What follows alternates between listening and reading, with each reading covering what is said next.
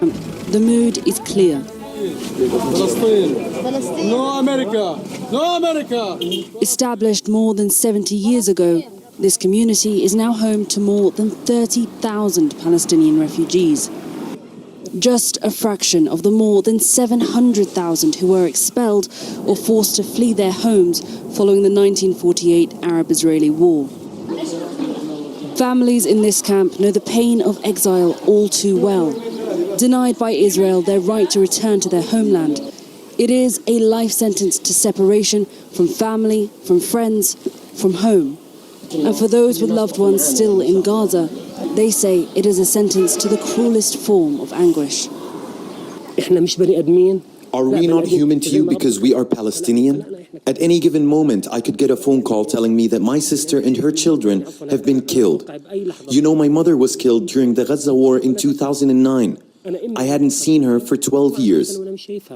Ali Al-Utla says that he has more than 70 relatives in Gaza that have already been killed in this latest round of Israeli airstrikes. Our home is Palestine. We will never forget about Palestine.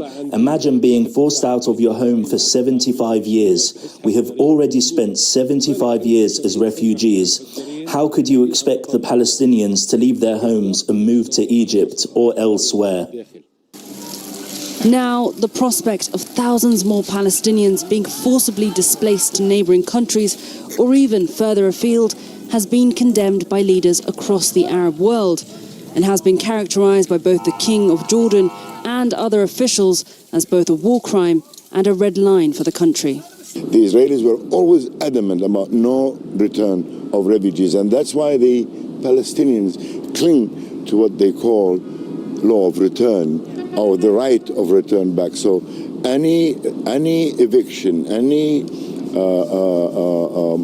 new mass of Palestinian refugees for us is a repeat of 1948. That fear of history repeating itself, of another Nakba, or catastrophe as Palestinians describe it, is felt across the region. Many of Hania Saadawi's relatives are trapped in Gaza. Now, Hania spends every morning calling loved ones, hoping they are still alive. I don't even know whether my family is going to be able to go back to their homes, if they're going to have homes to go back to. And of course, the biggest fear is that they're going to be evacuated and turned into refugees. They don't want to move. They would rather die in Gaza than move. The connection felt by Palestinians to their homeland is hard to overstate. At this church vigil in Amman, a poignant moment of remembrance.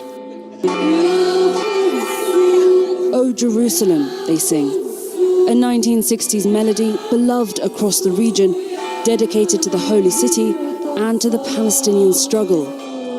A cause which has drawn people of all faiths, of all walks of life, together with a message of enduring solidarity.